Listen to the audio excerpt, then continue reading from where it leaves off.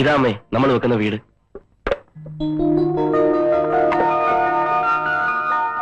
ഇത്രയും വലുതോ? ഏതായാലും വെക്കല്ലേ അമ്മേ, ഇത്തിരി വലുത് തന്നെ ആയിക്കോട്ടെ. ജീവിതത്തിൽ ഒരിക്കലല്ലേ പറ്റൂ. നമ്മൾ നടന്നാട്ടെ. അണ്ണാ, പെട്രോൾ പെട്രോൾ ഒഴിക്കാടെ കിടന്ന് ചാവാ. സാറ് കൽക്കട്ട തന്നെ എപ്പോഴെത്തി? ഇന്ന് രാവിലത്തെ ഫ്ലൈറ്റിലെത്തി. നേരെ അമ്മയും കൊണ്ട് ഇങ്ങോട്ട് പോകുന്നു. ഞാനിവിടുത്തെ മേസ്ത്രിയാ. അമ്മയെ പറ്റി സാറ് എപ്പോഴും എന്നോട് പറയാറുണ്ട്. ഇന്നലെ വൈകിട്ട് കൂടി പറഞ്ഞു. അതെങ്ങനെ?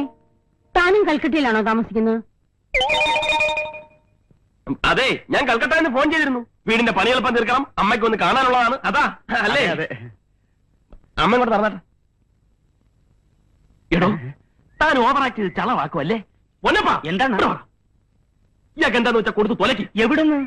നീ കൊറേ ഞാൻ അഡ്ജസ്റ്റ് ചെയ്യാം. അണ്ണാ, പെട്രോള്. എടാ ഒഴിക്കാടാ മഞ്ഞങ്ങള്. അല്ല പക്ഷേ, അതാരാ? അവന്റെ അമ്മയാണോ? അമ്മ തന്നെയാണോന്ന് എനിക്കും സംശയമുണ്ട്. അല്ല, അച്ഛൻ. ഇയാളും ചുമ്മാ ഇടൂ. താനെന്തിനാ എന്നോട് ചൂടാവുന്നത്? ആശാനെ, അമ്മ തന്നെയാണെന്നാ എന്നോടും പറഞ്ഞിരിക്കുന്നത്. ഇന്നലെ വൈകുന്നേരം വന്ന് ഉറപ്പിച്ചിട്ട് പോയതാ. അമ്മ വരുമ്പോ ഇങ്ങനെയൊക്കെ പറയണമെന്ന്. ഏതായാലും ആള് മഹാവില്ലനാ. അതാണ് നമ്മുടെ ഓഫീസ് റൂം. അവിടെ നമ്മൾ കംപ്ലീറ്റ് മാർബിൾ ഇടാനുള്ള പരിപാടിയാണ്. ഇവിടെ അമ്മയുടെ ഒരു വലിയ ഫോട്ടോ, ഇവിടെ ഒരു ഊഞ്ഞാൽ അമ്മയ്ക്കിരുന്ന് ആടാൻ. ഇവിടെ നമ്മൾ കംപ്ലീറ്റ് സ്ക്രീൻ ഇടും. അപ്പുറത്ത് ഡൈനിങ് ടേബിൾ. അവിടെ ഞാനും അമ്മയും എന്റെ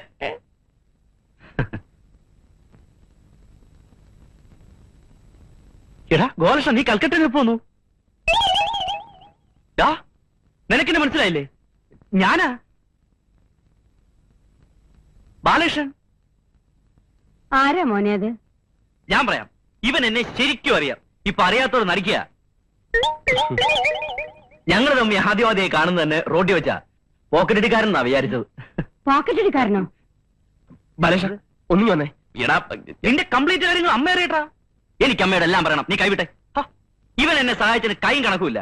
6 കൊല്ലം ഞാൻ കഷ്ടപ്പെട്ടിട്ടും കിട്ടായിരുന്ന ജോലിയാ ഈസിയായിട്ട് ശരിപ്പെടുത്തി കൈ തന്നത്. എന്തിനാ അമ്മ അധികം പറയുന്നത്? ഇവന്റെ ഈ കൈ കൊണ്ടല്ലേ ഞാനും ആ മത്തായിച്ചേട്ടനും 3 പേരും കഞ്ഞി കുടിച്ച് കഴിയുന്നത്. ഇവനില്ലെങ്കിൽ ഞങ്ങളുടെ അടുപ്പിൽ നിന്ന് തീ പുകയില്ല. നീ രാത്രി കഞ്ഞിക്കുമ്പോ എത്തുവോ? എവിടെ എത്തുവന്നു? അതെ, കൽക്കട്ടയില്. ഞാൻ ഈ അടുത്ത ഫ്ലൈറ്റിന് തിരിച്ചു എന്നിട്ട് വേണം കഞ്ഞി വെക്കാൻ. കൽക്കട്ടയിൽ നീ കഞ്ഞിയാണോ കുടിക്കുന്നത്? അതെ അമ്മേ, എനിക്ക് ചപ്പാത്തി പിടിക്കത്തില്ല. അതുകൊണ്ട് ഞാൻ തന്നെ വെക്കും. 3 നേരം കഞ്ഞിയാ. 3 നേരം അല്ല, ഇവൻ ഫുൾ ടൈം കഞ്ഞിയാ. ബാലകൃഷ്ണ പ്ലീസ്. നീ എന്തിനാ വരളുന്നത്? നീ എനിക്ക് ചെയ്ത ഉപകാരങ്ങൾക്ക് ഞാൻ എന്തെങ്കിലും തിരിച്ചു എന്ന് വിചാരിച്ച? നമ്മളൊക്കെ എന്തെങ്കിലും ചെയ്താൽ വല്ലതും ആവുമോ? ഇതിനൊക്കെ ദൈവം കൊടുക്കണം അല്ലേ അമ്മേ? അതെ മോനെ, എന്റെ മോന്റെ പ്രവൃത്തികൾക്കെല്ലാം ദൈവം അറിഞ്ഞു കൊടുക്കും. മതി, എനിക്കത് മതി. അമ്മ കൂടി അതിനു വേണ്ടി പ്രാർത്ഥിച്ചാ മതി. ഒരു 100 രൂപ. എന്തിനാ? നിന്റെ പേരിലാ വഴിപാട് കഴിക്കാനാ. കൊടുക്കും മോനെ. ഏത് വഴിപാട്? നീ മറന്നുപോയോ? അന്ന് ആ വെള്ള പേപ്പറിൽ ഒപ്പിട്ട് കൊടുത്ത ആ ഗണപതിക്ക്. ഇവനിങ്ങനെ എല്ലാം മറക്കും. സ്ഥിരം സ്വഭാവം. അമ്മേ, ഞങ്ങൾ പോരാ. ഡേ നീ വന്നേ. നിന്നെ ഇപ്പൊ എനിക്ക് വേണമെങ്കിൽ ഒടിച്ചു നുറുക്കി കൈ തരാം. പക്ഷെ ഞാനത് ചെയ്യുന്നില്ല. നിന്നോടൊക്കെ പ്രതികാരം ചീട്ടി ഈ ബാലകൃഷ്ണൻ ഒന്നും നേടാലടാ. വയ്ക്കോ വയ്ക്കോടാ. ഒന്ന് നിന്നേ. ഒരു കാര്യം കൂടെ ചോദിച്ചോട്ടെ. ആ സ്ത്രീ അത് നിന്റെ അമ്മ തന്നെ ആണോടാ പട്ടി?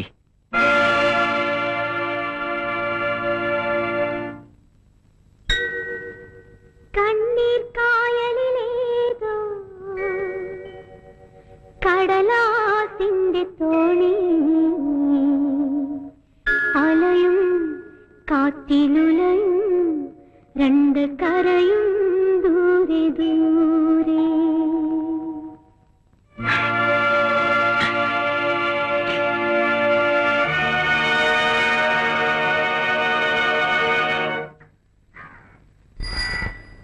ഹലോ, ഒന്ന് നിൽക്കണേ. ഇവിടെ ഈ ഹിന്ദുസ്ഥാൻ കെമിക്കൽസിൽ ഈയിടെ ജോലി കിട്ടിയ റാണി എന്ന് പറഞ്ഞൊരു കുട്ടിയല്ലേ? ആ തീപിടുത്തത്തിൽ മരിച്ച ശിവശങ്കരപ്പണിക്കരുടെ മോളല്ലേ? അതെ. എന്താ കാര്യം? അതിന്റെ വീട് എവിടെയാ? അകത്തേക്ക് കയറി ആദ്യത്തെ വീട്. താങ്ക്സ്.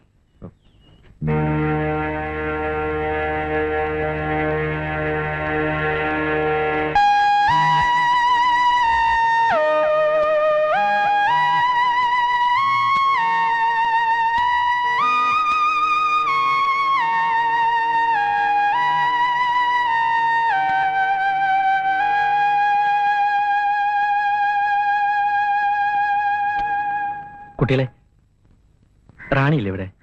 റാണിക്കുഞ്ഞമ്മേ, ദേ ആരോ കാണാൻ വന്നിരിക്കുന്നേ. അല്ല, ബാലകൃഷ്ണോ? ഇത്ര നേരത്തെ എത്തുന്ന പ്രതീക്ഷിച്ചില്ല. ഞാനിപ്പോ ഓഫീസിൽ നിന്ന് വേഷമൊക്കെ ഒന്ന് മാറിയതേ ഉള്ളൂ. വരൂ, അകത്തേക്ക് വരൂ. വരൂ നീ. ഇതാണോ റാണിയുടെ വീട്? തീരെ പ്രതീക്ഷിച്ചില്ല അല്ലേ? വരൂ. കൊന്നുകളയും ഞാൻ. ഈ പടി ചവിട്ടി കേറുവോ? എടാ, ഈ പടി ചവിട്ടി കേറുവോ? അത് അമ്മേ, എടാ, ഈ പടി ചവിട്ടി കേറുവോന്ന്? ഏരാണും കേട്ടവനെ.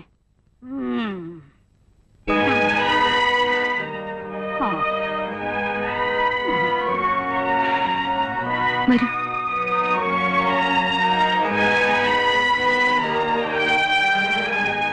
അച്ഛന്റെ മരണശേഷ അമ്മ മാനസികമായിട്ട് തകർന്നത്. ആദ്യം 2 വർഷം നന്നായിട്ടൊക്കെ ചികിത്സിച്ചു. പിന്നെ എല്ലാരും അങ്ങ് ഉപേക്ഷിച്ച മട്ട. എല്ലാരും എന്ന് വെച്ചാ ഈ ഞാൻ പോലും. ബാലകൃഷ്ണൻ എന്താ ഇരിക്കാത്ത? ഇപ്പോഴും അമ്പരപ്പ് മാറിയിട്ടില്ലെന്ന് തോന്നുന്നു. ഇല്ല, ഞാൻ ഇങ്ങനൊന്നും അല്ല റാണിയെ കരുതിയിരുന്നത്. ഇന്നലെ വരെ ഞാൻ കണ്ട റാണിയാണോ അതോ ഇന്നീ കാണുന്ന റാണിയാണോ? ഏതാ യഥാർത്ഥ റാണിയെന്ന് എനിക്കിപ്പോഴും സംശയം. സംശയിക്കണ്ട, ഈ മുമ്പിൽ നിൽക്കുന്ന ആള് തന്നെയാ യഥാർത്ഥ റാണി. അവിടെ ഇരിക്കുന്ന ഭ്രാന്തിയായ അമ്മ, അകത്ത് തളർന്നുറങ്ങുന്ന ചേച്ചി, ഭർത്താവ് ഉപേക്ഷിച്ചതാ. അവരുടെ 4 പെൺകുട്ടികളാ ആ കളിച്ചോണ്ടിരുന്നവര്. ഇവരൊക്കെയാ ബാലകൃഷ്ണൻ പറഞ്ഞ സാമർത്ഥ്യക്കാരുടെ സ്വത്തുക്കൾ. ഇതൊന്നും സാരമില്ല, ഇനിയൊരു സ്വത്തുണ്ട്. അതാ എന്റെ ഏറ്റവും വലിയ ദുഃഖം. ഉണ്ണി, ഉണ്ണി, എന്താ ചേച്ചി? ഒന്ന് ഇവിടെ വരെ വരാമോ? ഞാൻ വരുന്നു.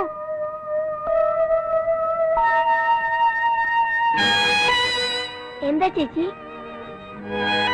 ഇവിടെ ഒരാൾക്ക് നിന്നെ കാണണമെന്ന്. ആരാ ചേച്ചി? നിനക്ക് കാണാമോ? എന്തോ പോലെ, ഒരു മിന്നായം പോലെ. ആ, ഇത് ബാലകൃഷ്ണൻ. ബാലകൃഷ്ണനോ? അതാരാ? ബാലകൃഷ്ണൻ ചേച്ചിയുടെ ആരാത്? അച്ഛന്റെ കൂടെ ജോലി ചെയ്തിരുന്ന ആളുടെ മോനകത്ത് വയ്ക്കൂ. കഴിഞ്ഞ SSLC പരീക്ഷയ്ക്ക് ഹൈ ഫസ്റ്റ് ക്ലാസ് ആണവൻ. അവന്റെ സ്കൂളില് ഏറ്റവും കൂടുതൽ മാർക്കും അവനായിരുന്നു. 1.5 മാസമേ ആയുള്ളൂ കണ്ണിന് കാഴ്ച കുറയാൻ തുടങ്ങിയിട്ട്. കഴിഞ്ഞ ആഴ്ച മുതൽ ഒട്ടും കാണാതായി തുടങ്ങി. പെട്ടെന്ന് ഇങ്ങനെ ഉണ്ടാവാൻ കാരണം? എന്തു പറയാൻ, വിധിയെന്ന് പറഞ്ഞാ മതിയല്ലോ. അച്ഛന്റെ മരണശേഷം എല്ലാ ചുമതലയും എന്റെ തലയിലായപ്പോഴും എനിക്ക് നല്ല ധൈര്യമായിരുന്നു. എല്ലാം ശരിയാക്കി എടുക്കാൻ പറ്റുമെന്ന് തന്നെ ഞാൻ കരുതി. എന്റെ പ്രതീക്ഷ മുഴുവൻ ഉണ്ണിയിലായിരുന്നു.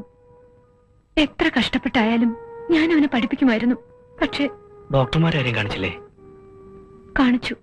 എത്രയും വേഗം ഒരു ഓപ്പറേഷൻ നടത്തിയ അവന്റെ കാഴ്ച തിരിച്ചു കിട്ടാവുന്നതേ ഉള്ളൂ. കൂടുതൽ താമസിച്ച പിന്നെ ഒരിക്കലും കാഴ്ച തിരിച്ചു കിട്ടിയില്ല എന്ന് വരും. എങ്കിലും ഓപ്പറേഷൻ നടത്തിക്കൂടെ റാണി? നടത്തണം, പക്ഷെ അതിന്റെ വിലയാ ഭയങ്കരം. എന്റെ അനിയന്റെ കാഴ്ചക്കുള്ള വില അതെത്രയാണെന്ന് അറിയണ്ടേ? എത്രയാ? 50,000 രൂപ. എന്താ, തരാവോ?